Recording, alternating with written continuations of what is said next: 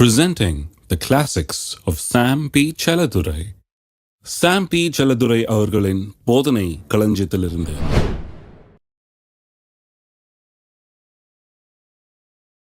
அநேக விசுவாசிகள் இன்றைக்கு அவர்கள் தங்களுடைய அதிகாரத்தை ஏன் பயன்படுத்துவதில்லை என்று சொன்னால், அவர்களுக்கு சில சத்தியங்கள் தெளிவாக விளங்கவில்லை. சில பிரசங்கங்களை கேட்டிருக்கிறார்கள், சில சத்தியங்கள் விளங்க தான் செய்யுது. ஆனாலும் சில முக்கியமான காரியங்கள் அவர்களுக்கு ரொம்ப தெளிவாக விளங்காதனால, இது என்னுடையது தான், இது நிச்சயமாக என்னுடையது, எனக்கு தெரியும், இது 1000 பேர் சொன்னாலும் நான் அதை ஏற்றுக்கொள்ள மாட்டேன், இது என்னுடையது தான் என்று சொல்லி அந்த விதத்திலே அவர்கள் அதிகாரப்பூர்வமாக தங்களுக்கு சொந்தமானதை சொந்தம் பாராட்டுவது கிடையாது. ஆகவே அதிகாரத்துக்கு ரொம்ப முக்கியமான ஒரு காரியம் என்ன? வெளிப்பாட்டின் அறிவு. திருப்பவும் யோவான் 16ஆம் அதிகாரத்துக்கு. இந்த வெளிப்பாட்டை தரும்படியாகவே தேவன் தம்முடைய ஆவியானவரை இங்கே அனுப்பியிருக்கிறார். யோவான் 16:13. சத்திய ஆவியாகி அவர் வரும்போது சகல சத்தியத்துக்குள்ளும் உங்களை நடத்துவார். பிதாவினுடையவைகள் யாவும் என்னுடையவைகள். எல்லாம் சொல்லுங்க, பிதாவினுடைய யாவும் என்னுடையவைகள். யார் சொன்னது இது? இயேசு சொல்கிறார். அது சொல்கிறாரு, என்னவெல்லாம் பிதா உடையதாக இருக்கிறதோ அதெல்லாம் என்னுடையது. எத்தனை பேர் விசுவாசிக்கிறீங்க? தேவனுக்கு சொந்தமான எல்லாம் இயேசுக்கு சொந்தமானது. அப்புறம் கவனிங்க, அதனாலே அவர் என்னுடையதிலிருந்து எடுத்து உங்களுக்கு அறிவிப்பார். எல்லாரும் சொல்லுங்க, கிறிஸ்துவனுடையது என்னுடையதாக இருக்கிறது. பிதாவினுடையதெல்லாம் கிறிஸ்துவுக்கு சொந்தம், கிறிஸ்துவனுடையதெல்லாம் எனக்கு சொந்தம். அவர் 2ஆம் ஆதாம், என்னுடைய முன்னோடியாய் அவர் இருக்கிறார். அவருக்கு கொடுக்கப்பட்டதெல்லாம் எனக்கு கொடுக்கப்பட்டிருக்கிறது. அதை அறிவிக்கவே ஆவியானவர் எனக்குள்ள இருக்கிறார். அப்போ ஒவ்வொரு நாளும் எனக்கு என்ன சொந்தமாக இருக்குது? எனக்கு பிதாவினுடையதெல்லாம் என்னுடையதாக இருக்கிறதுங்க. கிறிஸ்துவின் மூலமாக அதெல்லாம் என்னுடையதாகிவிட்டது. பிதாவுக்கு என்னவெல்லாம் இருக்குதோ அதெல்லாம் எனக்கு இருக்கிறது. அப்போ நான் சொல்லுகிறேன், இந்த இடத்துல ஒரு மனுஷனுக்கு கூட, இந்த இடத்துல இருக்கிற ஒரு மனுஷனுக்கு கூட எந்த குறையும் கிடையாது. பிதாவினுடையதெல்லாம் உங்களுக்கு சொந்தம் தான். உங்களுக்கு என்ன குறை? அப்போ நான் சொல்லுகிறேன், என்ன குறை இருக்குது? ஒரே ஒரு குறை தான் இருக்கலாம், அது தெரியாத குறை. கர்த்தர் நமக்கு எந்த குறையும் வைக்கவே கிடையாது. குறையே இல்லை. எல்லாம் சொல்லுங்க, எனக்கு குறைவே கிடையாது. நம்புறீங்களா? இங்கே சொல்லிட்டு அப்புறம் அங்கே போய் வேற ஏதாவது சொல்லிட்டு இருக்கக்கூடாது. ஒருத்தர் சொல்கிறாரு, இந்த வருஷம் பூரா எப்படியோ தள்ளிட்டேங்க, எப்படியோ ஓடிடுச்சு, ரொம்ப கஷ்டம்தான், அடுத்த வருஷமாவது ஆண்டவர் நன்மை செய்வாரா? நீங்கள் இப்படியே இருந்தீங்கன்னா செய்ய மாட்டேன், அடுத்த வருஷம் ஒன்றும் நடக்காது. ஆண்டவர் செய்வாரான்றது பிரச்சனை இல்லை, ஆண்டவர் செஞ்சிட்டாருங்கிறது தான் இங்கே. இந்த வருஷம் ஒன்றும் செய்யலைங்க, ஆண்டவர் கத்துறான், அடுத்த வருஷமாவது ஏதாவது செய்வாரா? இந்த வருஷம் செய்யாதவர் அடுத்த வருஷம் செய்வார்னு எப்படின்னு நினைக்கிறீங்க? இல்லை, அது கொஞ்சம் நல்ல வருஷமாக இருக்கும், நல்ல நாள் மாதிரி, அடுத்த வருஷம் கொஞ்சம் நல்லதாக இருக்கும்னு நினைக்கிறேங்க. ஏன் இந்த வருஷம் நல்லா இல்லையா? இந்த வருஷம் அவ்வளோ நல்லா இல்லைங்க, ரொம்ப பேட் இயர். அடுத்த வருஷம் எப்படி நல்லா இருக்குன்னு நினைக்கிறீங்க? அது எதுவும் நல்லா இருக்குன்னு தெரியுதுங்க. ஜோசிகாரர் சொன்னார், எல்லாருமே நினைக்கிறாங்க அடுத்த வருஷம் கொஞ்சம் நல்லா இருக்கும் போல இருக்கு. நான் சொல்லுகிறேன், இந்த வருஷம் நல்லா இல்லாததற்கு காரணம் என்ன? எல்லாம் வைக்கப்பட்டிருக்கிறது. அதனுடைய திறவுகோல் வெளிப்பாடு. வெளிப்பாட்டின் அறிவுதான் அந்த திறவுகோல். எனக்கு என்ன உண்டாயிருக்கிறது என்பதை நான் அறிந்து கொள்வதுதான் அந்த திறவுகோல். அறிந்து கொண்டால் பரலோக ராஜ்யத்தின் திறவுகோல் எனக்கு உண்டாயிருக்கிறது. இந்த வருஷம் ஏன் நல்லா இல்லைன்றதுக்கு காரணம் என்ன? இந்த வருஷத்தில் சில காரியங்களை அறிந்து கொள்ள தவறிவிட்டேன். அதுதான் காரணமாக இருக்கலாம், வேறு எதுவும் காரணமாக இருக்கவே முடியாது. அருமையானவர்களை கொஞ்சம் யோசித்து பாருங்கள். சிலர் நினைக்கிறாங்க, கர்த்தர் இந்த வருஷம் அவ்வளோ ஒன்றும் அவர் ரொம்ப பிஸியாக இருந்துட்டார் போல இருக்குது, நன்மைகள் அவ்வளோ செய்யலை போல இருக்குது, அடுத்த வருஷம் கொஞ்சம் அதிகமாக செய்வார், அடுத்த வருஷம் அதிகமாக செய்வார் நம்புகிறேன் பிரதர். இப்படியே தான் 50 வருஷம் ஓட்டியிருக்காங்க சில கிறிஸ்தவர்கள். கொஞ்சம் கூட நின்று யோசித்து பார்க்கறது கிடையாது. நான் சொல்லுகிறேன், நீங்கள் இந்த உலகத்தில் பிறக்கிறதுக்கு முன்பதாக, இன்னும் கேட்டால் ஆதாம் உண்டாகிறதுக்கு முன்பதாக, உலக தோற்றத்துக்கு முன்னே அடிக்கப்பட்ட தேவாட்டுக்குட்டி, நமக்காக கல்வாரி சிலுவையில் இயேசுவை அடித்து கொன்று அவருடைய இரத்தத்தை சிந்தி நம்மை மீட்டு கொண்டு நமக்காக எல்லாவற்றையும் உண்டாக்கி, எபேசியர் 1:3 சொல்லப்பட்டிருக்கிறது போல, உலக தோற்றத்துக்கு முன்னே கிறிஸ்துவுக்குள்ளாக நமக்கு எல்லா ஆசீர்வாதங்களுமே கொடுத்து விட்டார்.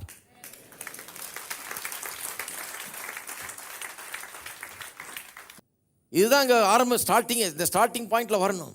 உலக தோற்றத்துக்கு முன்னால், முதல் மனுஷன் உண்டாகிறதுக்கு முன்னாலே, இந்த உலகத்தில் எதுவுமே உண்டாகிறதுக்கு முன்னாலேயே தேவன் நமக்காக எல்லாவற்றையும் கொடுத்து விட்டார்.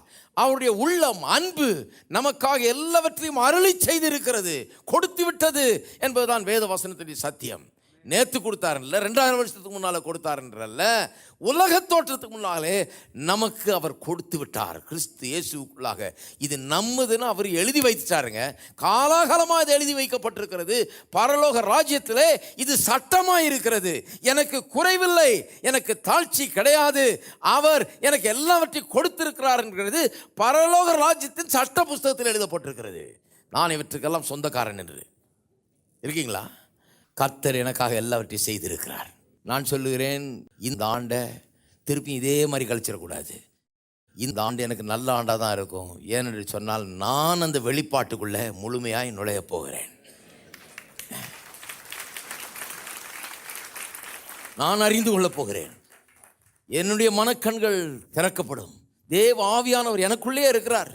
ஒருவேளை நான் அதை அலட்சியம் பண்ணியிருக்கலாம், அவரை அலட்சியம் பண்ணியிருக்கலாம். நான் ஒருவேளை அவரிடத்திலிருந்து கற்றுக்கொள்ளாமல் இருக்கலாம். நான் இந்த உள்ளத்தை திறக்காமல் இருக்கலாம். நான் ஒருவேளை அதுக்காக நேரத்தை செலவழிக்காமல் இருக்கலாம். நான் அதில் கவனம் செலுத்தாமல் இருந்திருக்கலாம். ஆனால் நாம் இந்த ஆண்டு எனக்காக பண்ண வேண்டிய ஒரு பெரிய தீர்மானம் என்ன? நான் இனிமேல் நேரத்தை செலவழிப்பேன், ஆவியானவருக்கு என்னுடைய உள்ளத்தை திறப்பேன். இந்த வெளிப்பாட்டின் அறிவு எனக்கு எல்லாவற்றை காட்டிலும் பிரதானமாக எனக்கு இருக்க வேண்டும். ஏனென்றால் இது வந்துருச்சுன்னா பரலோக ராஜ்யமே என்னுடையது. அதனுடைய திறவுகோள்கள் என்னுடையதாகிறது. பூமியில் எதை கட்டுறேன் அது பரலோகத்திலும் கட்டப்பட்டிருக்கும், எதை கட்டவிழ்கிறேன் அது பரலோகத்திலும் கட்டவிழ்க்கப்பட்டிருக்கும். எனக்கு தேவனுடைய காரியங்கள் எல்லாம் எனக்கு சொந்தமாக இருக்கும். இருக்கீங்களா? அப்போ பாருங்கள், தேவ ஆவியானவர் இதுக்குள்ளெல்லாம் நடத்தும்படியாக தான் நமக்கு வந்திருக்கிறார். நான் உண்மையாக சொல்கிறேன், எத்தனையோ வருஷம் நானும் சபையில் இருந்தேன்.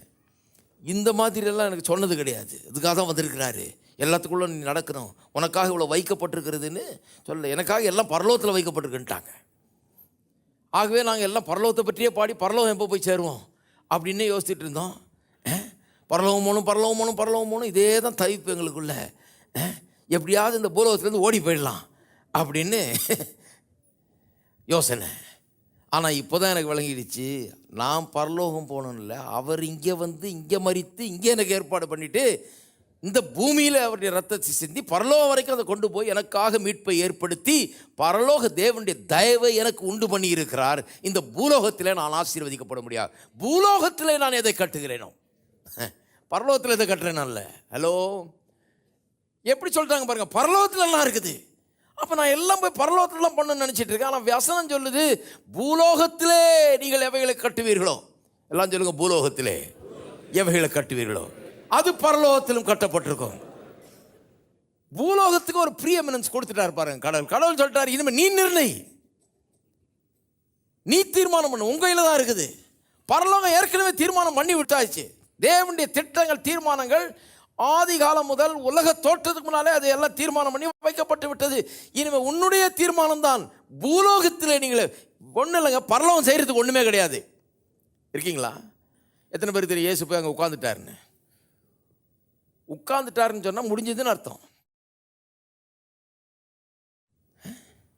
வரமாட்டீரா, பார்க்க மாட்டீரா, இறங்க மாட்டீரா, தொட மாட்டீரான்னா அர்த்தம் நான் உட்காந்துருக்கிறேன். இப்போ இதுதான் கிறிஸ்தவங்களுடைய இது பாருங்க, எப்பவுமே இந்த வேலையில் இருக்கிறாங்க. கையை நீட்ட மாட்டீரா, உடைய காலை என் வீட்டில் வைக்க மாட்டீரா, ஒரு வார்த்தை சொல்ல மாட்டீரா. அவர் சொல்ல, நீ வாயத்தரன்னு சொல்ல, வார்த்தையெல்லாம் இங்கே இருக்குது, எல்லாம் செஞ்சு முடிச்சாரு, நாங்கள் உட்காந்துருக்கேன், நீ சொல்லு, நீ செய், நீ கையை நீட்டு, நீ கால் எடுத்து வை, நீ சொந்தமாக்கிக்கொள், நீ உரிமை பாராட்டு, நீ இதை உன்னுடையது என்று எண்ணு, இதை படி, இதை தியானி, இதை தூங்கு, இதில் எந்திரி, இதை பேசு, இதையே ஆகாரம் உட்கொள்றதை விட அதிகமாய் உட்கொள்ளு, அப்பொழுது இது உனக்கு சொந்தமாய் நீ அனுபவிப்பாய். பாருங்க, அவர் அங்கே போய் உட்காந்துட்டாரு, எல்லாம் முடிஞ்சிருச்சு. இப்போ பூலோகத்திலே நீங்கள் எவைகளை கட்டுவீர்களோ. நிறைய கிறிஸ்தவங்களுடைய மிஸ்டேக் என்னென்னா, பரலோகம் வெயிட் பண்ணிகிட்டு இருக்கிறாங்க, ஆண்டவருக்கு வெயிட் பண்ணிட்டு இருக்கிறேன், அவர் ஏதாவது செய்யணும், அவர் ஒன்றும் செய்கிறதுக்கே ஒன்றும் கிடையாது, எல்லாம் செஞ்சு முடிச்சிட்டார். என்ன செஞ்சு முடிச்சிருக்காருன்ற கதை தான் இங்கே. அதனால தான் சொல்லியிருக்கு பூலோகத்தில். அதனால பூலோகம் முதல்ல வருது, பூலோகத்தில் எவைகளை கட்டுவீர்களோ. இப்போ எல்லாம் செய்ய வேண்டியதெல்லாம் இங்கே நடக்க வேண்டியது தான். இங்கே சபைகளிலே இது பிரசங்கிக்கப்பட வேண்டும். இந்த வெளிப்பாட்டின் அறிவு ஜனங்களுடைய உள்ளங்களிலே ஏற்பட வேண்டும். இங்கே ஜனங்கள் கட்ட வேண்டும், இங்கே ஜனங்கள் கட்டவிழ்க்க வேண்டும், இல்லையா? திருப்போம் 1 கொரிந்தியர் 2ஆம் அதிகாரத்துக்கு திருப்போம். 1 கொரிந்தியர் 2ஆம் அதிகாரம் 9ஆம் வசனம். எழுதியிருக்கிறபடி தேவன் தம்மில் அன்பு கூறுவர்களுக்கு ஆயத்தம் பண்ணினவைகளை கண் காணவும் இல்லை, காது கேட்கவும் இல்லை, அவைகள் மனுஷனுடைய இருதயத்தில் தோன்றவும் இல்லை. அந்த காலத்தில் இப்படி தான் சொல்லிட்டாங்க, கண்ணு காணல, காது கேட்கல, இருதயத்தில் தோணலை, அதோடு நிறுத்திட்டாங்க. நான் நினச்சேன் அப்புறம் கோயிலுக்கு போய் என்ன பிரயோஜனம், தான் கண்ணுக்கு இதெல்லாம் தெரிஞ்சிக்க முடியுமா, காமிக்கிறேன் பார், இதெல்லாம் ஒன்றும் தெரிஞ்சிக்க முடியாதாக்கும், இதெல்லாம் ஒன்றும் புரிஞ்சிக்க முடியாதாக்கும். கடைசியில் 10ஆம் வசனத்தை வாசித்து பாருங்கள். நமக்கோ, எல்லாம் சொல்லுங்கள், நமக்கோ, நம்ம ஒரு வித்தியாசமான கேட்டகரி, நம்ம வேறு விதமானவர்கள். கண்ணு காணவில்லை, காது கேட்கவில்லை, எந்த ஒரு இருதயத்துக்கு தோன்றவில்லை என்று சொல்லியிருக்கு. நம்மளை சொல்லலைங்க, அது கர்த்தரை அறியாத மக்கள், தேவனுடைய ஆவியானவருடைய உதவி இல்லாத மக்கள், அவர்களை குறித்து சொல்லியிருக்கு. அவளுடைய கண்ணு காணலை, அவளுடைய காது கேட்கல, இன்னும் அவளுடைய இருதயத்துக்கு அது தோன்றவில்லை. அவர்கள் ஹிஸ்ட்ரி புக்கில் தேடிட்டு இருக்கிறாங்க இயேசு யாருன்னு, அவர்கள் ஆதாரப்பூர்வமாக தேடிட்டு இருக்கிறாங்க. அவங்க போய் ஆர்கியாலஜி மூலமாக தேடிட்டு இருக்கிறாங்க. இயேசு இருந்தாரா, பண்ணாரா, 5 அப்பத்தை 2 மீன் ஆக்குனாரா, கடல் மேலே நடந்தாரா, இவர் தண்ணியை திராட்சரசமாக மாற்றினாரா, ஆராய்ச்சிலாம் பண்ணிட்டு இருக்கிற. நீ ஆராய்ச்சி பண்ணி பண்ணி பண்ணி கற்றுக்க போகிறதே கிடையாது. அதான் சொல்லியிருக்குது, கண் காணவும் இல்லை, காது கேட்கவும் இல்லை, இருதயத்தில் தோன்றும். இப்போ தோன்றாது, எப்போவுமே தோன்றாது. ஏனென்றால் இது எப்படி வர்றது, இது வெளிப்பாட்டின் மூலமாக வருகிறது. நமக்கோ, எல்லாம் சொல்லுங்கள், நமக்கோ, நாம் ஒரு வித்தியாசமான கேட்டகரி, நாம் வித்தியாசமான ஆட்கள். நமக்கோ தேவன் அவைகளை தமது ஆவியினாலே வெளிப்படுத்தினார். நமக்கோ தேவன் தமது ஆவியினாலே அவைகளை வெளிப்படுத்திட்டார் என்றார். நமக்கோ வெளிப்படுத்தி இருக்கிறார், எல்லாம் வெளிப்படுத்தப்பட்டிருக்கிறது. அந்த ஆவியானவர் எல்லாவற்றையும் தேவனுடைய ஆழங்களையும் ஆராய்ந்து அறிந்திருக்கிறார். அப்போ தேவ ஆவியானவர் இது நமக்கெல்லாம் வெளிப்படுத்தி இருக்கிறார். இதெல்லாம் வெளிப்படுத்தப்பட்ட காரியங்கள். வேத வசனம் கண்ணுக்கு தெரியாத, காதுக்கு புரியாத, விளங்காத, மனதுக்கு புரியாத காரியங்கள் அல்ல. இவைகளெல்லாம் வெளிப்பாட்டின் அறிவின் மூலமாக ஆவியானவரின் உதவியை கொண்டு அறிந்து கொள்ள வேண்டிய காரியங்கள். தேவன் இவைகளெல்லாம் நமக்கோ, மற்றவங்களுக்கு இல்லைனாலும் நமக்கு அதை வெளிப்படுத்தி இருக்கிறார். ஏனென்றால் நாம் அவருக்கு சொந்தமானவர்கள். தேவ ஆவியானவர் அதற்கென்றே கொடுக்கப்பட்டிருக்கிறார். இப்போ 1 கொரிந்தியர் 1ஆம் அதிகாரத்துக்கு திருப்புங்க. 30ஆம் வசனத்திலிருந்து வாசிக்கிறேன். அந்தபடி நீங்கள் அவராலே கிறிஸ்து இயேசுவுக்கு உட்பட்டிருக்கிறீர்கள்.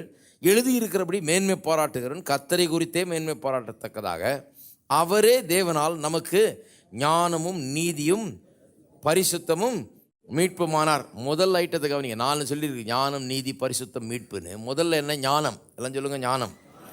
அவரே நம்முடைய ஞானமானார். எப்படி அவர் நம்முடைய ஞானம் ஆகிறாரு? அவரே நம்முடைய ஞானம். எப்படின்னு சொன்னால் நமக்குள்ளேயே இருக்கிறாரு. இவருக்குரியதெல்லாம் தேவ ஆவியானவர் நமக்கு எடுத்து காட்டிக்கொண்டே இருக்கிறார். இவர் நமக்குள்ளே வாசம் பண்ணி கொண்டிருக்கிறாருங்க. இவர் மூலமாய், இவருடைய மீட்பின் மூலமாய், இவர் நமக்குள்ளே இருக்கிறது மூலமாய் நாம் என்னவாய் இருக்கிறோம் என்பதை ஆவியானவர் நமக்கு அன்றாடம் எடுத்து வெளிப்படுத்தி காட்டிக்கொண்டே இருக்கிறார். ஆகவே அவரே நம்முடைய ஞானமும் மீட்பும் ஆயிருக்கிறார், எல்லாமா இருக்கிறார். அப்போ பாருங்க, நிறைய பேர் சொல்கிறாங்க, ஜெபம் பண்ணுறேங்க, இந்த கோரையை தாண்டி அது போகுமான்னு தெரியல, போன மாதிரி தெரியலன்ற. கோரையை தாண்டி எதுக்கு போகணும்? உங்கள் மூக்கை தாண்டி கூட போக வேண்டியதில்லை. ஜெபம் ஏன் அங்கே போகணுன்னு நினைக்கிறீங்க? இங்கே இருக்கிறார் அவர். ஹலோ, எங்கே இருக்கிறாருங்க? அவர் இங்கே இருக்கிறார். அவர் தான் ஜெபத்தையே ஏவுகிறார் உள்ளே இருந்துக்கிட்டு. அவர் தான் உங்களுடைய விசுவாசத்தை துவக்குகிறவரும் முடிக்கிறவருமாய் இருக்கிறார். ஜெபம் பண்ணுறதுக்குரிய விசுவாசம், ஜெபம் பண்ணுறதுக்குரிய வார்த்தைகள் எல்லாம் அவரிடத்துலேருந்து தான் உருவாகிறது. இந்த வாக்குத்தத்தங்கள் எல்லாம் நமக்கு கொடுத்தவர், இதுக்கெல்லாம் சொந்தக்காரர், இதுக்கெல்லாம் உரிமையாளர், இதையெல்லாம் நமக்கு வாக்கு பண்ணின இந்த மாறாத தேவன், பொய்யுரையாத தேவன் இயேசுவின் மூலமாக நமக்குள்ளே வாசம் பண்ணி கொண்டு இருக்கிறார். ஆகவே ஜெபம் கூரைக்கு மேலே ஏறிச்சான்றது பிரச்சனை இல்லை. ரொம்ப கத்தி பார்க்குறது சிலர் மலைக்கு மேலே ஏறி போய் அங்கேருந்து கூப்பிட்டா கேட்கும் போல இருக்காள். ஏன்னா இங்கேருந்து கேட்டால் கேட்கலங்க, உள்ள உச்சியில் போய் கேட்க.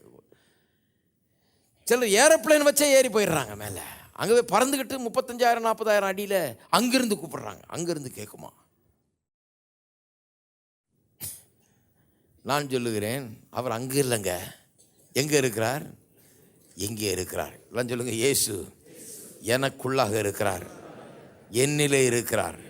தேவ ஆவியானவர் அவர் மூலமாய் எனக்கு உண்டாயிருக்கிறவைகளை எடுத்து காண்பித்து கொண்டே இருக்கிறார். அப்போ பாருங்க, சரியான விதத்தில் நாம் சிந்திக்க ஆரம்பிக்க வேண்டும்.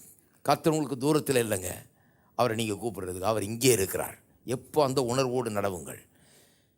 கண்ணை முன்ன அந்த உணர்வு தான் இருக்கணும், கண்ணை திறந்தாலும் அந்த உணர்வு தான் இருக்க வேணும். எனக்குள்ளாக அவர் இருக்கிறார். வெளியே என்ன இருக்குது அது இல்லை, எனக்குள்ளே யார் இருக்கிறது. வெளியே எது இருந்தால் அதை விட பெரியவர் எனக்குள்ளே இருக்கிறார். என்ன பிரச்சனை இருந்தால் அதை விட பெரியவர் எனக்குள்ளே இருக்கிறார். என்ன குழப்பம் அங்கே இருந்தால் எனக்குள்ளே ஞானி இருக்கிறார், ஞானம் இருக்கிறது. இந்த ஞானத்தை போதிக்கிற தேவ ஆவியானவர் எனக்குள்ளே இருக்கிறார். சந்திக்கும் போதே பிரச்சனையை அந்த விதத்தில் சந்திக்கணும். அங்கே என்ன இருக்குது, ஒரே குழப்பமாக தலையை பிச்சுக்கலாமான்னு இருக்குது பிரதர். அப்புறம் பிச்சுக்க வேண்டியது தான். அப்புறம் ஏன் தெரியல பிரதர், ஆண்டவர் அப்படி விட்டுட்டார் பிரதர், ஆண்டவர் எனக்கு ஏன் உதவி செய்யலைன்னு கொஞ்சம் கேட்டு சொல்கிறீங்களா? இதுக்கு சில ஆட்கள்லாம் இருக்கிறாங்க கேட்டு சொல்கிறது கூட. நான் கேட்டு சொல்கிறேன் என்னன்னு. உனக்கு நீங்கள் ஏன் தலையை பிச்சுக்கணும்? உங்களை யார் பிச்சுக்க சொன்னது? அவரே உங்கள் ஞானமாய் இருக்கிறார். அப்போ அந்த தலையை பிச்சுக்கிறன்ற வார்த்தையை யூஸ் பண்ணாதீங்க. என்ன யூஸ் பண்ணுங்க? அவர் என்னுடைய ஞானமாய் இருக்கிறார். என்னுடைய எல்லா குழப்பங்களையும், என்னுடைய சச்சரவுகளையும், என்னுடைய பிரச்சனைகளையும் எல்லாவற்றையும் தீர்க்கக்கூடிய தேவ ஞானம் எனக்குள் கூடிக்கொண்டிருக்கிறது. என்னால் முடியும். என்னை பலப்படுத்துகிற கிறிஸ்துவினாலே எனக்கு எல்லாவற்றையும் செய்ய பலன் உண்டு. ஆமேன். இருக்கீங்களா? அப்போ யோசித்து பாருங்கள், எவ்வளோ உதவி செய்கிறார் பாருங்கள் கர்த்தர். எல்லாத்தையும் நமக்கு ஏற்படுத்தி வச்சுட்டு தேவ ஆவியானவரை நமக்கு அனுப்பி இதையெல்லாம் நமக்கு வெளிப்படுத்தி இந்த சத்தியத்துக்குள்ளெல்லாம் நம்ம நடத்தும்படியாக அவர் செய்து கொண்டிருக்கிறார். அதுதான் இங்கே நடந்து கொண்டிருக்கிறது. இருக்கீங்களா?